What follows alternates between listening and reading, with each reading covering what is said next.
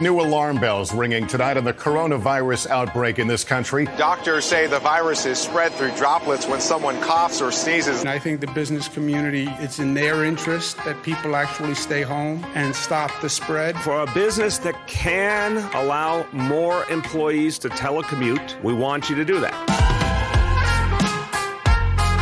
Hi, friends. I'm Andy Paul, host of the Sales Enablement Podcast, and I want to encourage you to listen to my brand new special 6-part podcast miniseries titled Selling with Purpose.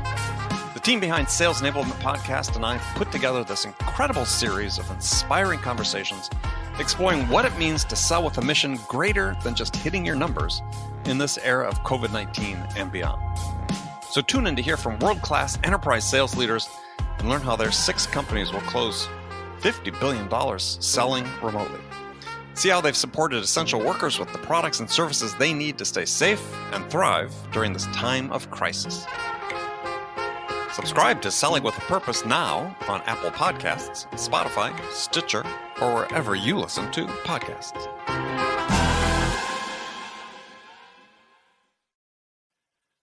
Guided selling from RingDNA makes your entire sales team more effective by revealing exactly what reps should do and when to do it.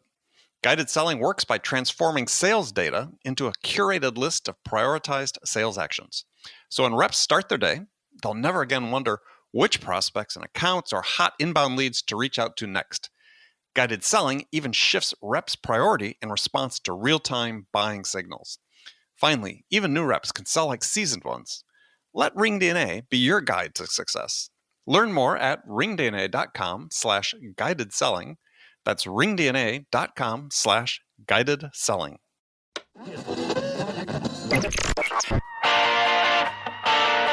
It's time to accelerate. Hey friends, this is Andy. It's kind of a milestone day here for Accelerate. Today is episode 700. That's right, 700 episodes of Accelerate, the sales podcast of record. Now, I think that's kind of crazy when I look back at when we started and everyone that I've talked to in the few years since we started this. And so a few things I want to thank people for. First, I want to thank you, all the thousands and thousands of listeners that have supported the show and keep me going, keep me motivated, keep me inspired. I also can't begin to thank enough the hundreds of incredibly smart and talented people from throughout the world who have made the time in their schedules to come here and join us and share their wisdom and their insights about this business of selling that we're all involved with. You know, it's due to you and thousands just like you that I launched the Sales House. It's that sales growth community for sales professionals who want to continuously keep learning and improving, mastering their skills, and honing the craft of sales. You know, friends, I've been in this business longer than nearly anybody, and I've seen endless sales training fads come into view and go out of fashion really quickly. And I can tell you which ones are big today that are going to fade from view shortly. And I'll tell you, your success in sales won't come about because of how you're trained. It will happen because you combine hard work, motivation, discipline with a deep curiosity and a thirst for knowledge. A thirst to become more educated about sales, about buyers, about building relationship, building trust, the science of influence, and much, much more. So that's why I started the Sales House, to provide you with the knowledge and tools you need to become the best sales version of yourself. So whether it's through our extensive course library, our live weekly coaching sessions, or the interactions with your fellow sellers in our private Sales House community, I guarantee if you just invest 10 minutes per day, just 10 minutes per day, you'll gain the confidence you need to achieve everything you want to achieve in sales and in life. So stop by thesaleshouse.com, or you can join us at thesaleshouse.com/join. Check out our special 7-day trial for just $1. Or you can make the smart financial move and join for an entire year. Either way, I look forward to seeing you in the Sales House. Okay, let's jump into business here with a guest. Joining me is Tiffani Bova here on episode 700. Tiffani is the Growth and Innovation Evangelist at Salesforce and author of a new book titled Growth IQ, Get Smarter About the Choices That Will Make or Break Your Business. Now today, we're talking about, as her title suggests, making smart choices in how you grow your business. And there are going to be sort of 2 primary themes in our discussion. First, sort of based around this quote that's in her book from, the chairman CEO of IBM, Virginia Rometty. The quote is, "Growth and comfort never coexist." A great quote. And the second theme is, as Tiffani writes about, the one thing about growth is it's never just one thing. So we're also going to get into the mistakes many companies make when growth begins to stall, which is to place the blame on others, to look for external factors. And as Tiffani points out in her book, when this happens, actually most of the time, maybe 95% of the time, your problems will be internal issues. We're also going to look at why sellers need to become serious students of their profession. Now, this is just not self-promotion. This is actually in her book, and as I've said many times, and as Tiffani points out, the only thing sellers can really control in sales, it's not the price, it's not the product or the features. The only thing they can control is how they conduct themselves in front of a buyer. So the need to become serious and learn everything you can about your profession is so profound. So we're going to talk about that and much more. So let's jump into it with my guest today, Tiffani Bova. Tiffani, welcome to the show. Oh, thank you, Andy, for having me. Or should I say aloha? Aloha. Yes, that is the proper way. That is the proper way. When was the last time you were in Hawaii? Not so recently, unfortunately. I piled on 340,000 flying miles last year. So, whoa, I had very little time to sort of make it home. Wow, that is a big year by any measure. Yes. I'm trying to think back to my big years when I was ever. Yeah, that was my biggest ever. Yeah, I'm not sure I ever hit over 300 when I was doing a lot of international travel, but wow, that's a bunch. That's a bunch, but enjoyed every mile. Oh, really? I imagine. I mean, for me, I always enjoyed when I was doing a lot of international travel. I enjoyed being there. It was the getting to and from I wasn't too thrilled about.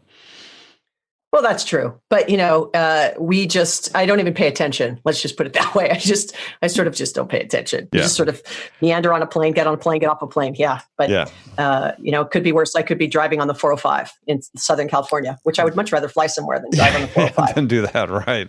Especially if you had nobody else in the car. You couldn't be in the carpool lane. Of course, not that it matters sometimes in LA with the carpool lane. But so we're gonna talk about your new book, Growth Excellent. IQ. Excellent. So tell me a little bit. What was the impetus to write this book? I think it was a combination of a lot of things. Ultimately, I had spent a decade at Gartner, and now I've been here at Salesforce for 3 years. And even before Gartner, I was running sales, marketing, and customer service organizations very early in the cloud and for technology companies. And the sort of underlying question as being a sales leader was always like, how do we grow? Mm-hmm. And how do we, keep momentum of the business, and how do we grow more than last quarter or last year? And what are the things we could be doing better? And how are we going to become smarter using technology to grow the business? It was sort of this series of these handful of questions that I consistently either asked myself when I was a leader or clients asked when I was advising. And now here at Salesforce, clients ask pretty consistently. I mean, regardless of whose research you look at, sort of the number one, priority is growth for, the CEOs and business leaders. And so it was more of a, look, if I could encapsulate this into, some really great stories and lessons learned from businesses that have been able to recover from a stall in growth or accelerate growth as they're looking for expansion, or even just, maintaining the status quo, but growing at market rate, what would I tell them? Because I would get asked the same questions over and over. And so a very dear friend of mine said, she's on Shark Tank Australia. Her name is Naomi Simpson. She goes, I get stopped on the street all the time. And like, I got this idea. I'm like, how do I pitch it? And what do I need to do? And she goes, so eventually I'm like, I'd get asked 20 times a day. She's saying this. She's like, easiest thing for me to do is write a book, because then I could just say, read the book. So part of it was that. And a lot of it was finding these patterns in the high performing companies and what they were doing, and big or small. I think there's a lot of lessons to be learned for any organization, regardless of industry or region or size. So that was kind of, the long answer to, the quick question of what made me sort of think about writing the book. Well, so for those of us, and I have to admit, I'm sort of in this crowd, I'm very familiar with your work as an analyst and so on. So what sort of products were you selling, and who are you selling for? Well, I started out early on selling for a legal software company that was doing sort of Boolean searching for big document cases that were being scanned and coded. And so instead of a paralegal having to dig through tens of thousands of documents looking for something, it would basically be scanned and coded, and then you could sort of search through those documents. And this is, early sort of 96, 97-ish. And when I was working I was the only sales rep, and, we were doing, 100,000 a month or something like that. And I knew that, it was that dial for dollars. Like, I'm going to call 100 people, 10 are going to call me back, 5 are going to, that sort of grind. And I was reading Law Technology Product News one day, and there was this sort of ad for this value-added reseller, which I didn't really know what that was. And so I read this ad and I'm like, oh, hold on a second. So they'll sell our stuff for us. So I reached out and I said, hi, how do I get you to sell our stuff? And that was sort of my entry into understanding third-party channels and indirect channel programs. And so I convinced the CEO and founder at the time to, let's go recruit sort of 5 or 10 of these guys that look like this, and then we can get all their salespeople doing it. And so, of course, we really could 10x the software and the revenue and sort of everything we were doing, and it really flywheeled the growth for the business. And I was recruited away and started working for a time-based billing software once again into legal. So I was very deep in a vertical and really learned that vertical. And then I left and went to a value-added reseller selling into the vertical that was selling hardware and software and services and outsourcing services. And so I got this spectrum in a vertical, moving from software and hardware to services to, the full life cycle, if you will. And then we got bought by a distributor at the time, and I started selling professional services. And then I landed at Sprint, which was random for all kinds of reasons, but they wanted to stand up a professional services organization and said, hey, you know how to do this. Why don't you come here? And one of the clients was a client or an investment client for Idealab, which was one of the very first .com investment VCs. And I decided that this cloud thing wasn't called that then, right? But the internet, that was kind of interesting and really different for me. And so I wanted to go try that out. And so I started working for a web hosting company. We'd received $65 million in funding and went out and rolled up a bunch of small little hosting companies. We were really pushing the envelope on what it meant to get small businesses on the web, buying a domain name, getting a website. I mean, this is 2000. Right. 99, 2001 and 2. And then I started working for the largest web hoster in the US. We were 4 times the size of Rackspace at the time. And ultimately, we were a Eloqua's beta client. We were Constant Contact's beta client. We were Plesk's beta client. And so we were really at the forefront of things like infrastructure as a service. And it wasn't called that then. We were sort of application service provider. And I was really fortunate to then run sales, marketing, and customer service.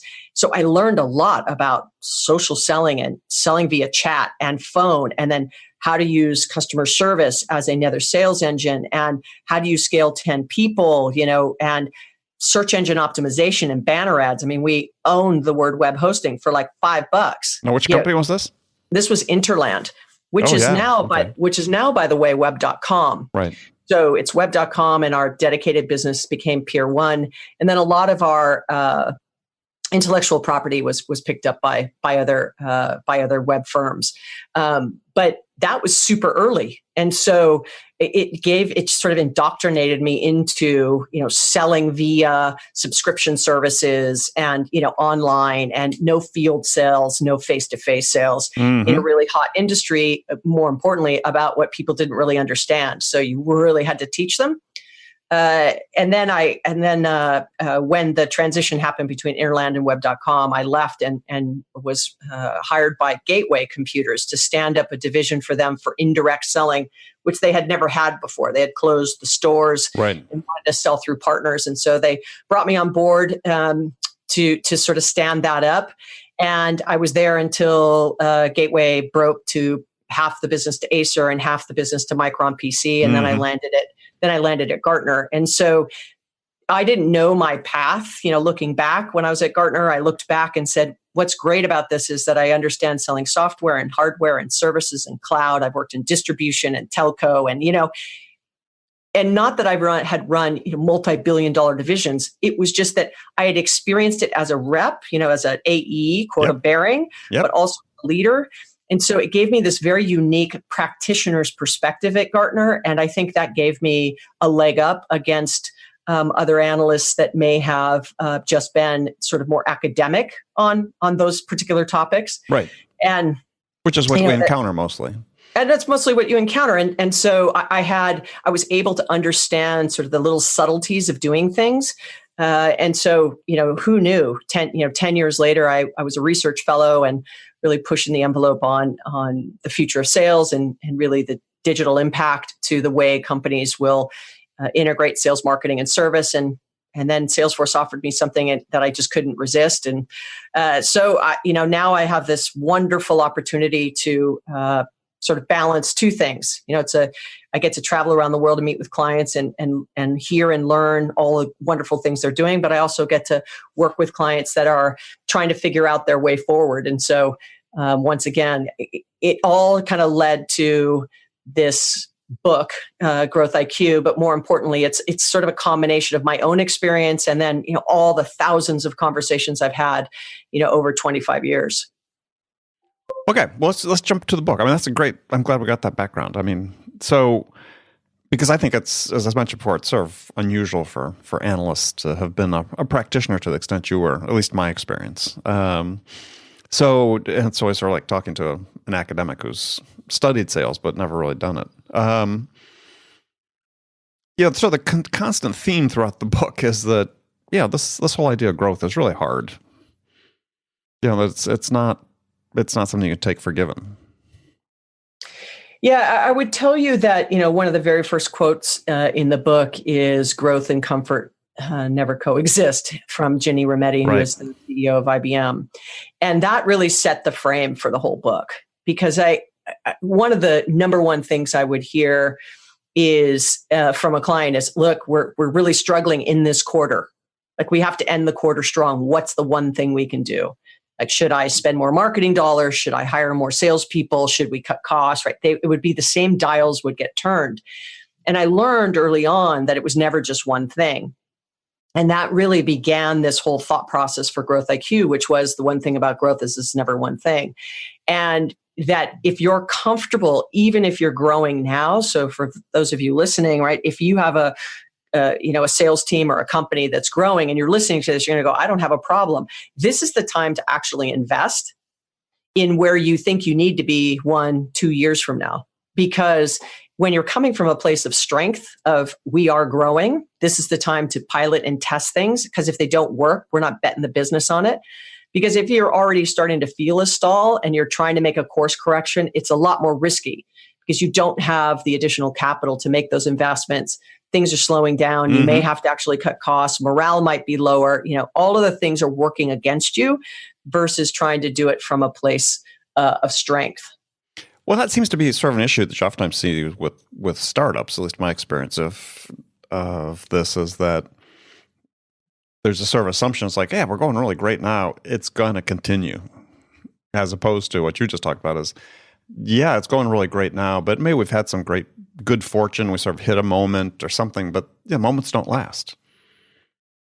Yeah, and I would tell you that it's not only that it doesn't last, but those that I've learned that are very successful are the ones that constantly have this kind of canary in the coal mine where you have a quarter that's really strong, another quarter that's really strong, and then you have a quarter that's a little softer, but still strong. And then another quarter that's a little softer than the last quarter, but still strong, but it's going slightly in the wrong direction. So, you were growing at 10% and you were growing at 11%, then 9%, then 10%, then 7%, then 8%, then 6%, then 7%, right? You're still growing, but you're not going 10, 11, 12, 13, right? You're still growing, but you're growing less. And maybe not even keeping pace with your market. And maybe not even keeping pace with your market. But when it goes, 2 or 3 quarters of either flat, no growth, or a decline, even slight, is where you need to start to go, hold on a second. Something's going on. Is our marketing not as effective? Or our sales teams, what is causing whatever's happening? And many companies make the mistake that they look externally, like what's happening in the market that's causing us not to grow. And there was a great study by Bain looking across the industry, and the CEOs, were great in the research in saying that like 90 or 95% of the issues that they were facing were actually internal, not external, when it came to growth. And so that tends to be an area for improvement, where when you start to see things start to slow down, to look inward first. Like, can we optimize what we're doing? Do we have the right tools in place? Do we have the right, it's a people process issue. And then once you've exhausted that, then you can go, okay, now what's happening externally? I mean, unless you're in a highly regulated industry where you have no control over regulations changing that completely disrupt your market, that's different. There are always outliers. So anyone listening goes, I don't buy what you did. There are always outliers. But Sure. in the mean, you have to be willing to pay attention that you cannot just brush off a quarter or two of softness as just an anomaly. You need to really dig into why it's happening so that you can get ahead of it. Because if you're in a full-blown growth stall, there's research out there that shows that some 80% of companies will go through a growth stall in some point in their lives, right? Quote unquote. And only a small percentage recovers. And that's because, I read that. So what did you mean by recover, though? Because I mean, obviously companies go through that and a high fraction survive, but you mean recover to robust growth again? Yeah, to robust growth. And a lot of that has to do with what I was just describing, that if you're in a stall, then you're in defense mode. You may have to be, right? You're cutting back marketing spend. Well, if you're cutting back marketing spend, it's impacting leads. If it's impacting leads, sales, right? And so once you start to cut anything, you're coming from a place of, well, so how do you recover if you're cutting?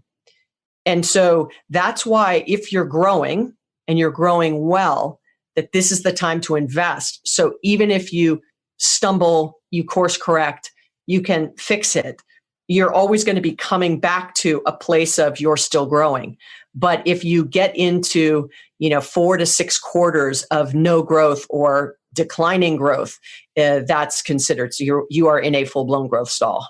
Yeah, well, and I think there are two really interesting points in there that you talk about. One is that when you're looking at internal events as being sort of the things that are dictating whether your growth is continuing, is those are things you have control over. And you mentioned that, and you're right about that. As you say, what a shame it is, after all, it's the internal factors over which you're supposed to have control as opposed to move by your competitors and market shifts or black swan events. So and I think that's really critical. And this is, we think about it also with a more narrow sales focus.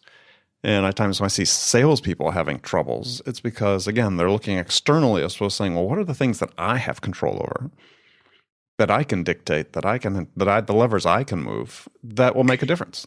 Yeah, and I say this often, and I get mixed results on what I'm about to say. But, I feel like, once again, as a recovering seller, which I like to call myself. Is there such a thing? Yeah, no, really. Well, yes, because we're constantly, if you don't carry a quota anymore, it's like you sort of yearn to have the quota again. And then, so. Until they give it to you, yes. But go ahead. Right. Yep.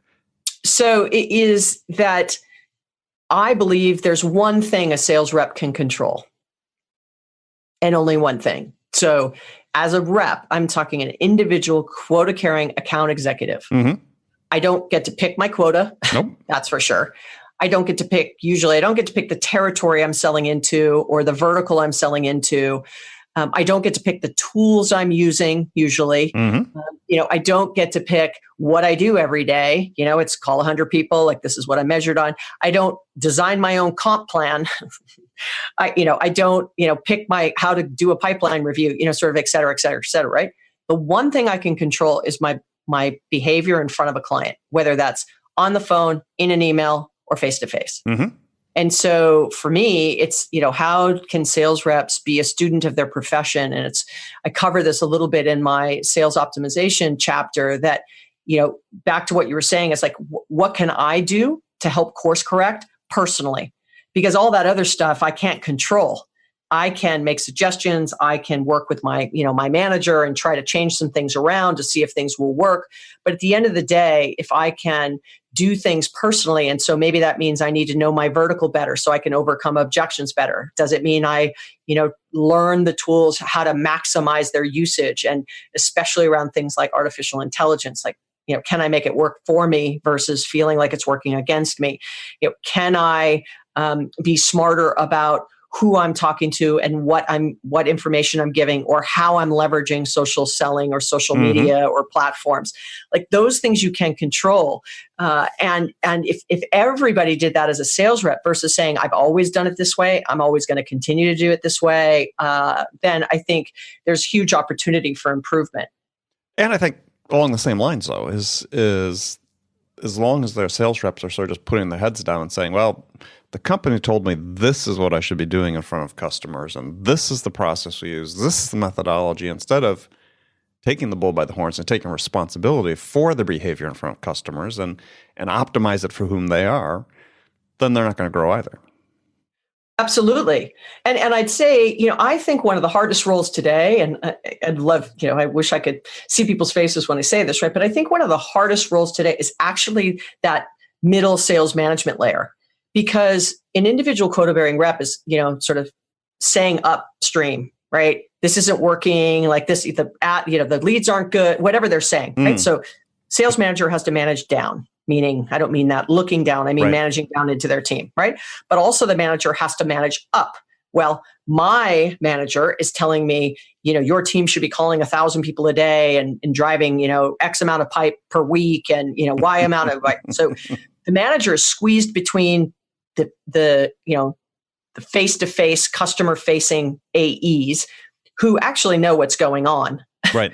And they're getting squeezed between the reality and the process from above, and so they're squeezed between I'm managing up and down, and then that sales manager's manager is doing the same thing because they're managing down and up depending how large of an organization you are, and so it's this you're caught between the front line that, is saying it's just not working. And then management telling upper management, it's just not working. And upper management going, well, we cannot disrupt the apple cart because that's where we earn our revenue. So if you're going to do something that might impact sales, then it's an issue.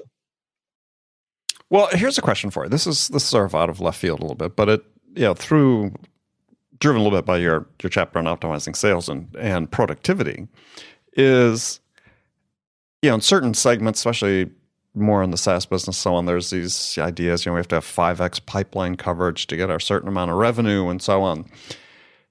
And I look at the way many companies are doing that, and I see that it's really kind of wasteful, right? The quality of the prospects they're putting at the top of the funnel just in order to hit their pipeline coverage aren't really very good. What if the challenge was to go to a SaaS company and say, look, yeah, here's your revenue target. It's the same, but I don't want to see more than 2x pipeline coverage. Meaning I want you to get better prospects, do a better job of qualifying them, and close a much higher fraction of them. Yeah, customer centricity is one of those things that sales gets really uncomfortable. And it's specifically the sales managers, because they're like, okay, we're going to become more customer centric of an organization. What does that mean to me? How do I like train that? How do I measure it? How do I manage it? Like, how do I hold people accountable for it? And that really seems to be one of the big challenges. The first chapter in the book is customer experience. And I talk about this, that, if being sort of customer centric is one thing, a customer experience is sort of the outcome of how customer centric you are. But in Salesforce research 2 years ago, customer experience was one of the number one metrics that was starting to bubble up for salespeople. And now just 1 year later, it became customer satisfaction. And in my opinion, the reason that happened is because CSAT is much easier to measure, because you can get a CSAT score, or customer experience is one of those soft metrics. And so whether if you're tracking net promoter score, maybe you have an opportunity to sort of do that. But then how do you tell an individual quota-bearing rep that they're going to be held responsible for net promoter score across the whole company, and that may be a lever for them for an accelerator on, compensation? And they're like, well, like I'm a little gnat, on the whole grand scheme of net promoter score, versus saying, like, in my customer base, what's the satisfaction? That's a little bit easier to measure.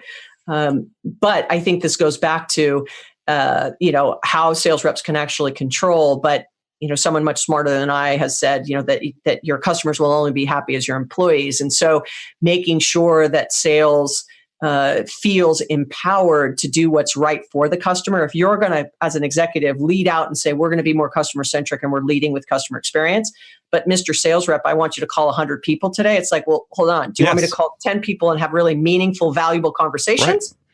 Or do you want me to churn through 100? Because those are two very different things. So going back to that squeezed layer, right, of the manager in the middle who's like, executives going, it's all about customer experience. Sales rep is going, well, if it's about customer experience, then don't tell, and right, it's all about customer experience.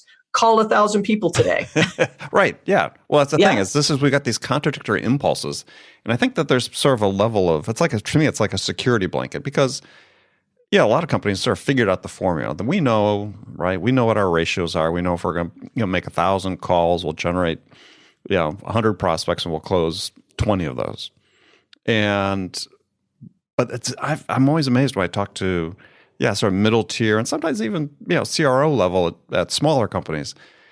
This idea about, well, okay, instead of being in love with the 5X pipeline coverage, as I said, let's make it 3X and just do a better job of qualifying and closing. That makes them really nervous. In fact, they don't even think about it in that regard most of the times because they're just they know this is predictable. Yeah, absolutely. But it's not good. It's predictable, but it's not good. Correct. And this, and going back to your original question, these questions you're asking me and this conversation we're having can almost paralyze people around where do I even begin? Mm-hmm. So I feel like we're starting to slow down in growth. What is it that I'm not doing? What should I be doing? Where do I start? We're growing really well. I want to keep it going. Where do I start? What are the things we have been doing that have been working in the past that are not going to be working 12 to 24 months from now? How do I replace those things? Where do I start? And, I coined this term seller's dilemma many years ago, which was a play on Clayton Christensen's Innovator's Dilemma. And the reason I said it is because as a sales leader, the dilemma is, how do I change the tires on a car going around the track 100 miles an hour? Exactly. And the car going around the track at 100 miles an hour is revenue. And no CEO is going to go, let's do a 3-month pit stop, earn no revenue, and let's fix everything. No. It's not going to happen, right? Nope. And you if you think of if you watch Formula racing, like you're or NASCAR or whatever, that you pull over and you have a pit stop that's like 6 seconds, and we're going to change all the tires and change the oil and get back on the track. And so think about that as a sales leader, like how much time can I take to pull over and think about what do I need to change? Number one.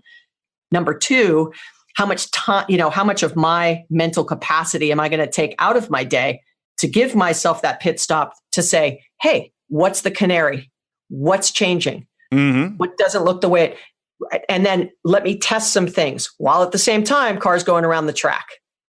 And so that's why I coined that the dilemma, the seller's dilemma, because it is not an easy thing to overcome. So as a sales leader, you really have to think about carving time out of your days to set aside to say, I'm just going to look at the business from the inside. Could we do anything better, smarter, faster? What's not working anymore? What's really working that we could double down on? All of those things. And if you don't have the time to do it and you have a large enough organization, I suggest that you hire somebody who is sort of your strategy arm, who's constantly watching the data and what is it telling you and how can you consistently do those little pit stops to get everybody to go, okay, that's not working anymore. Boom, we're going to try this. But the whole team has to understand why they're doing it. And so the other side of the innovator's dilemma conversation for me was about, if you're going to do this and you're going to try some of the examples I just gave, where you had a strategy person, you're going to try new things, you also have to have a culture that's willing and able and rewarded for innovating, even if it's failing. Right. So, innovation cannot happen if a culture does not reward. And I don't mean, catastrophic failure, obviously, but like that campaign didn't work. Let's try another one. Like people don't lose their job because a campaign didn't work. Or we tried something where we were only calling out the 10 people instead of 100 people. Don't do it with all your sales reps. Grab a couple of them, try it there. So you have to have a culture where people are willing to bring ideas and bubble them up, as well as, being rewarded for the, activities that in fact actually work. And I think I label that the difference between a selling culture and a sales culture. Selling culture is just heads down. We've got this formula. It's not terribly effective or efficient, but it's predictable. We know it's going to generate a certain amount, but we're just heads down. We're just doing it, right? To me, that's like a selling culture. But sales culture is just as you described. How do we keep our eyes open about how we can become better? Constantly look at how we can become more productive for every hour of selling time we spend to generate more revenue. Yeah, absolutely. Absolutely. And so, look, this isn't easy, for the sales managers listening, this is a personal challenge to you as sales managers to say, how do I manage up and down, enable and empower my people to try things? How do I carve time out of my day to, watch what's happening internally and anticipate potentially something that's around the corner? How do I, manage then up the food chain to sort of share what I'm learning and showing that we're trying things and what's working and what's not working? That's a challenge. And then for individual sales reps, really taking the opportunity to share things you're learning that you think may work better, and how do you actually present that in a way, and this is really hard, not from a place of an emotional, like, I'm not going to hit my number because, the leads are junk. And you have to come back and go, look, over the last 3 months, I've really noticed that the quality of leads has gone down. And so I dug into it and I noticed that from this particular source, the leads were always terrible. So maybe we can let marketing know that those aren't the great, or should we ask other people on the team? Are they seeing the same thing? Like, you need to come forward, with not just the problem statement, but a potential solution and how you can, find a way forward. And I think, that's where you have to really flex your confidence, if you will, to find a way forward.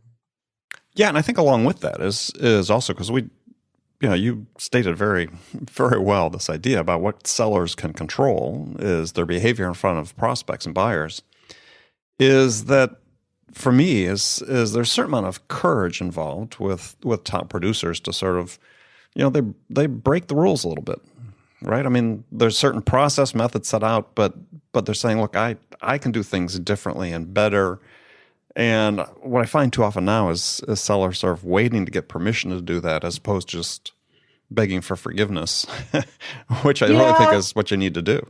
Yeah. And so, this is not my research, but Mike Bosworth, who basically is the grandfather of solution selling. And Mike and I had a whole conversation, it had to be maybe 8 years ago. And his most recent book, he talks about this as well, where you sort of have this middle group of sales reps that are just very process driven. Like, tell me where to go, tell me what to do, tell me what tools to use. And I'm just going to follow the process because I know if I call 100, 20 will call me back. You know what I mean? Like, I'm just going to work the process.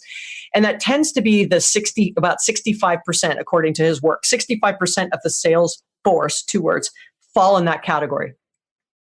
As a sales leader, unfortunately, people tend to pivot towards the high performers. Like, how do I replicate more of them? How do I train those, the 65% to behave more like by the 15% and that high performer? And it doesn't have to do with quota attainment. It has everything to do with what you were just saying. Like this internal understanding and personality of, I'm just going to go for it. And, so it has somewhat to do with quota, but a lot to do with just the behavior of that particular kind of sales rep. And so for me, if I were still running a sales team, I would never pilot things with my top performers. And I would also almost never ask them their opinion of what I think we should do, because their perspective is so unique and you really don't want to disrupt them. Right. Where you have your greatest leverage is in that 65%. And if you can improve quota attainment 2 to 5% in the middle, it's huge. And I don't care if you have 5 people or 5,000, ultimately moving that 2 to 5. So now let's go back to, once again, I'm trying to optimize. I'm trying to improve performance. I'm trying to continue to grow. Let the high performers hit 100, 105, 110%. Maybe I could get another percent out of them. But if I can focus on, according to CSO research, you still are in the low 60% are achieving quota. That number has been flat or going down for the last 5 years, right? Even though all these tools and advancements are coming along. And our research shows, some 60% of a salesperson's time is spent on non-selling activities. Mm-hmm. So if you just focus on those two things, non-selling activities, and how do I improve quota, in that middle, you as a sales leader will be a hero. Now you just have to figure out how to do it. And the answer to that goes back to the book. The one thing is, it's never one thing. If you asked me the question, I couldn't answer. I would come back and say to you, what's the context of your market, which is really the premise of my book. I can't answer until I understand the context of your market, your customer set, your offering, et cetera. What things do you have to do in combination? So it's not just optimize sales, but it could be expand into new markets or make partnerships. The second leg of the stool for Growth IQ is combining multiple activities. And then the third thing is, in which order? Are you going to roll out to an entirely new market before you've even hired sales reps and trained them? Probably not, but you'd be surprised how many people do that. Mm-hmm. So, the book was really a framework by which, if you're really trying to tackle some of these things that Andy and I are talking about, that regardless of whether you're an individual contributor, first-time manager, line manager, executive, you will get something out of it, because there's 30 case studies that walk you through all kinds of companies in different sizes and different industries, and points in time where they were at a critical crossroads to make a decision about growth, what they decided, why they decided it, and what the result is. And I guarantee you will learn something out of one of those case studies. Yeah, and I'll back that up. It's a great book, and everybody should pick it up and read it. So, unfortunately, Tiffani, we're out of time, but it's been a blast as always. So tell folks how they can find out more about what you're doing. Well, they can go to LinkedIn. They can follow me there. They can follow me on Twitter at Tiffani_Bova. Or they can pick up the book Growth IQ at retail establishments, so Barnes and Nobles and independent bookstores around the country, as well as online. And it's going to be launching in the UK and Commonwealth here at the end of February. And then it continues its sort of road trip around the globe, and launching in the middle and the end of 19 in four other countries. And then in 20, it'll come out in 2. But I speak often. So if you hear this and I love to hear when people disagree, because it helps shape how I say things the next time, or it even changes the way I was thinking about things. So I love feedback either way. Yeah, I always, when I wrote my books, someone asked me, I remember for the first one, they said, "What's your book about?" And I was like, I thought I knew, but then I published it and I learned it was about something else. So that feedback from users and readers is very important. Absolutely. Absolutely. I couldn't agree more. All right, Tiffani, thank you. Thank you. Okay, friends, that was Accelerate for this week. First of all, as always, I want to thank you for joining me, especially on this special day with episode 700. Next up, episode 1000. And I want to thank my guest, Tiffani Bova. Join me again next week. My guest will be Paul Cherry. We're going to be talking with Paul about his new book, The Ultimate Sales Pro, What the Best Salespeople Do Differently. You're going to definitely enjoy that conversation. It's a really interesting book. Be sure to join us then. Before you go, don't forget to check out The Sales House, that all-in-one sales growth community for B2B sellers just like you. Visit thesaleshouse.com/join. We'll see you there. Thanks again for joining me. Until next week, I'm your host, Andy Paul. Good selling, everyone.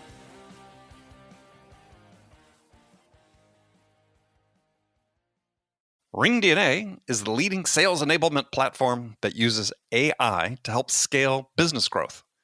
Trusted by the top companies across the globe, RingDNA offers a suite of powerful tools for every sales role. The RingDNA Dialer radically improves sales productivity and call connection rates, while guided selling helps reps know exactly what to do and when to do it. Conversation AI uses artificial intelligence to surface the most impactful coaching opportunities in real time. So, no matter where your team is working from, the RingDNA platform can help them exponentially increase call connections, opportunities, and revenue. Learn more at ringdna.com/platform. That's ringdna.com/platform.